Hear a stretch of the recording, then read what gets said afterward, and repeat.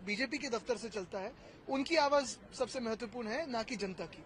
जनता की मांग सिर्फ यही है कि वहां मॉक पोल किया जाए बैलेट पेपर से। मॉक पोल से कुछ बदलने वाला नहीं है, ना सरकार के जो नतीजे या ईवीएम ने दिया हुआ मैंडेट है वो बदलने वाला है, ना सीईसी ने दिया हुआ मैंडेट बदलने वाला है। लेकिन ये तो पता चलेगा कि सत्य क्या है। ये देश सत्यमेव जयते पे चलता है, सत्तामेव जयते पे नहीं। सत्तामेव जयते पे चीफ इलेक्शन कमिश्नर चल रहे हैं। आज आप लोगों ने शपथ ली है सदस्यता की, तो क्या डिसाइड हुआ? क्योंकि कल आप लोग नहीं, कल हमने कहा था कि कल हम शपथ नहीं लेंगे। एक दिन के लिए हमने जो आंदोलन करना था वो तो किया है, लेकिन आमदार बन के, विधायक बन के आगे का जो काम होता है वो हाउस के अंदर और हाउस के बाहर, भीतर और बाहर, ये दोनों हम करेंगे। एक ही बात है इसमें कि हमारा आंदोलन तो जारी रहेगा, क्योंकि ये आंदोलन ये कोई एक दो दिन का नहीं है, ये एक लंबा चलने वाला आंदोलन है। क्योंकि ये सारी जनता जो है, देश की जनता आज पूछ रही है कि अगर कोई भी जीत रहा हो या हार रहा हो उसमें सत्य क्या है। और हम तो जीते हुए उम्मीदवार हैं, हम तो विधायक बन चुके हैं, तो भी हम पूछ रहे हैं कि हमें बैलेट पेपर पे वोटिंग क्यों नहीं अधिकार मिल रहा है। वीवीपैट का जो हमारे जो कई उम्मीदवारों ने मांगा था रिकाउंट, वो क्यों नहीं दिया गया। तो ये बातें तो लोगों की नजर में है। और कल भी आपने देखा होगा, कल जितना महत्व आपने भी दिया है हमें, क्योंकि हमारी जो आंदोलन की भूमिका थी वो उचित थी।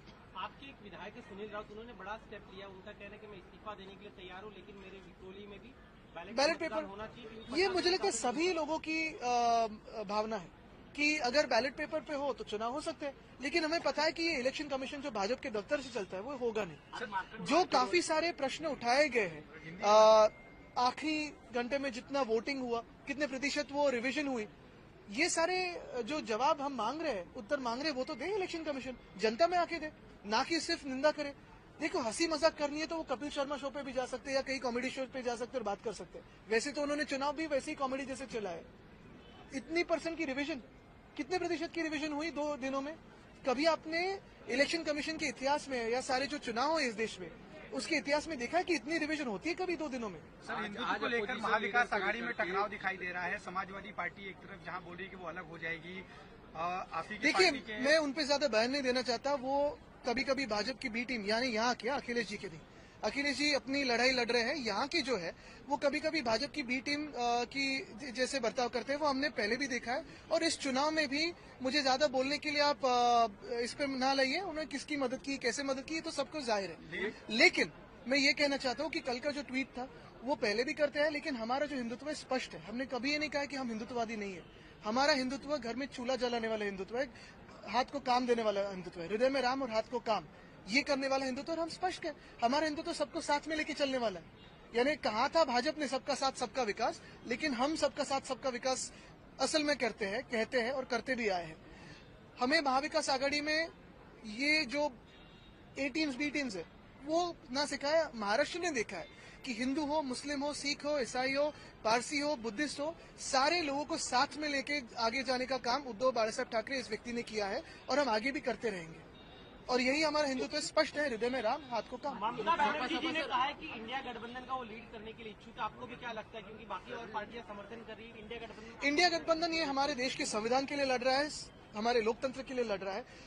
दिल्ली में अगर आप देखिए, लोकसभा में हो या हर एक राज्य में हो, हमारा जो गठबंधन है हमारे संविधान और हमारे जनता की आवाज के लिए लड़ रहा है।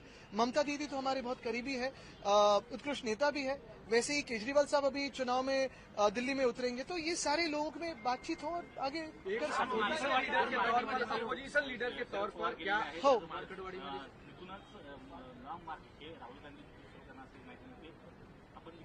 नक्कीच आम्ही जाणार आहोत। आम्ही या टप्प्याटप्प्याने जात आहोत, कारण तिथे आपण पाहताय जास्ती जर लोक गेली तर गडबड पण होऊ शकते। एक महत्वाचं आहे, स्थानिक जनतेने मार्केटवाडीमध्ये जे सांगितलं होतं की तिथे बॅलेट पेपरवर मॉक पोल पाहिजे। आता मॉक पोलने सरकार पडणार आहे का, तर नाही, पण सरकारच्या मनात एवढी भीती काय, निवडणूक आयोगाच्या मनात भीती काय एवढी? मॉक पोल दिला, बॅलेट पोल पेपरवर दिलं तर काय बिघडते तिथे? उलट तिकडचे जे जिंकून आलेले आमदार आहेत ते पण सांगतायत की आम्हाला मॉक पोल द्या। असं नाही ना की कोणी हरलेलं सांगतंय, जिंकून आलेले सांगतायत। बघा आता आवाज वाढत चाललाय।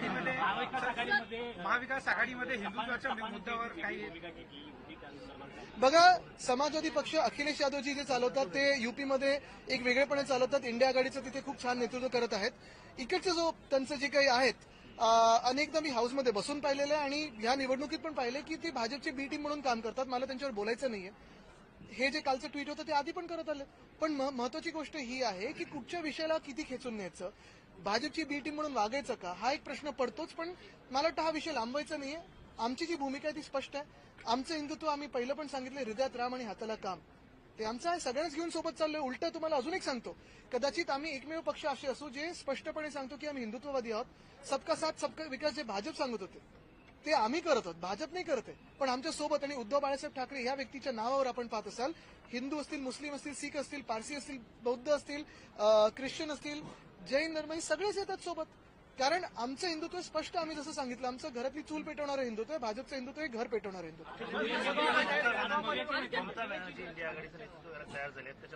मला वाटतं आपण पाहत असाल ह्याच्यात वरिष्ठ नेते चर्चा करतील. पण आज ममता दिदी आहेत, जसं केजरीवाल साहेब आहेत, हे सगळेच नेते त्यांच्या राज्यामध्ये खूप चांगलं काम करतात. हे सगळेच आमचे जवळचे आहेत. आणि पुढे आपण पाहतोय इंडिया आघाडी ही देशात लवकर सत्तेवर येईल, हे आता चित्र दिसायला लागलेलं आहे. म्हणूनच ते ईव्हीएमचा घोळ घालतात. बेळगावमध्ये मराठी एकीकरण समितीने नेत्यांना न येण्यासंदर्भातलं सांगितलेलं आहे. तणावाचं वातावरण आहे. गेल्या अनेक दिवसांपासून खरं तर हा प्रश्न प्रलंबित आहे. अनेकदा आम्ही सांगितलेलं आहे की केंद्र सरकारने ह्याच्यात हस्तक्षेप करावा. अनेकदा आम्ही सांगितलेलं की तिथे युनियन टेरिटरी बनवलं पाहिजे, पण अजून ते होत नाही. अपोजिशन लीडर के तौर पर आदित्य जिस तरीके से चांगलं आहे. मला वाटतं माझ्यासोबत जे आहे तिथे मागे दोघेही, ह्या दोघांमुळे तिथे खूप पाठबळ मिळालंच. आशिष जी आहेत, आमचे सगळे कार्यकर्ते आहेत आणि जनतेच्या आशीर्वादाने आम्ही इथे आलोय, काम करत राहू.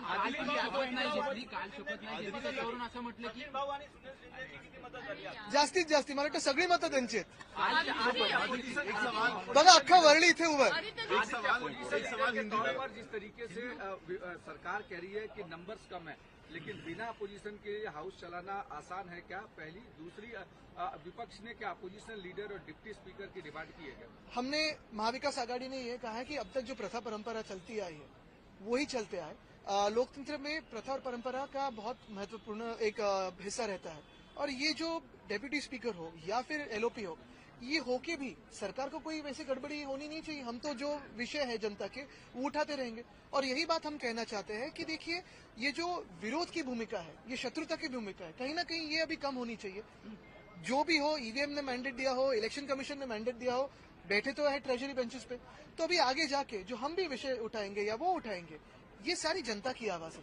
कहीं ना कहीं अगले 5 सालों में जनता के विषय, जनता की आवाज वहां है. सिर्फ एक दूसरे पे बातचीत करना, गाली देना, चिल्लाना, ये कहीं कम हो जाए. शिवसेना के पास सबसे ज्यादा मैंडेट हाउस में है, तो क्या एलओपी के तौर पर अमूमन शिवसेना का क्लेम बनता है? ये मुझे लगता है हमने तो अब जाके मांगा है, लेकिन इसमें कोई दो राय नहीं है. ये ना कोई एमवीए में गड़बड़ी है क्योंकि बयान चल जाएंगे. मुझे लगता है कि एमवीए ने ये कहा है कि प्रथा परंपरा को आगे लेके जाए.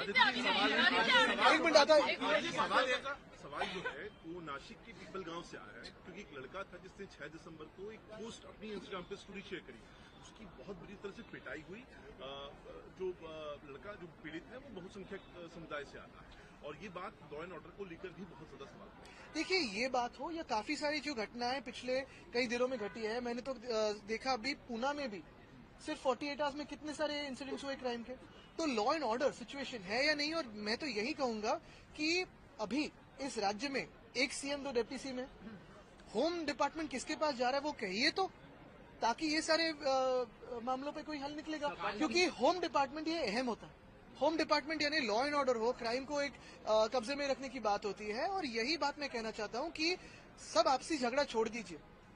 होम डिपार्टमेंट किसके पास है ये बता दीजिए और जाहिर कर दीजिए. बाद में क्या एक्सपेंशन हो तब हो, लेकिन होम डिपार्टमेंट का कोई निर्णय दीजिए ताकि ऐसी घटनाएं ना घटे. समाजवादीच्या मुद्द्यावर अखिलेश यादव यांच्यासोबत काय बोलणं झालंय का? भाजपा उनके साथ पहले गई थी, तो भाजपा से पहले पूछे. नीतीश जी क्या कहते हैं, नीतीश कुमार जी, उनसे पूछे. चंद्रबाबू जी अब तक क्या कहते हैं, उनसे पूछे. और ये सब पूछने के बाद हमसे पूछे. 1999 नंतर उपाध्यक्ष पद जे आहे ते विरोधी पक्षाला अजूनही दिलेलं नाहीये. तुम्हाला वाटतं की यंदा हा नियम लागू करतील? आम्ही हेच सांगितलेलं आहे की आता एवढं बहुमत मिळाल्यानंतर प्रथा परंपरा परत सुरू करा. लिखित स्वरूपामध्ये तुम्ही मागितलेला आहे तो नियम कोणता आहे? मला वाटतं 3 महत्वाचे नेते जाऊन भेटून आलेत देवेंद्रजींना. मग पुढे बघू कसं काय. काल तुम्ही शपथ नाही घेतली, त्याच्यावरून बावनकुळे असं म्हणतात की संविधानाला मानणारी म्हणतात आम्ही, पण काल त्यांनी दिलेल्या संविधानाचा अधिकार वापरून ते देखील चायनाचं संविधान मानतात, मकावचं. आम्ही ह्या देशाच्या संविधानासाठी लढत आहोत आणि ह्या देशाच्या संविधानासाठी आम्ही जे लढत असताना ज्या संविधानाचा तुम्ही अपमान करून घटनाबाह्य सरकार 2 वर्ष बसवलं, महाराष्ट्राची लूट केलीत, त्याच संविधानाचा अपमान करून ईव्हीएम ला जे काही जुगाड करून तुम्ही जिंकला त्याच्या विरोधात आम्ही लढत आहोत. सर मी नव्हतो त्याच्यात.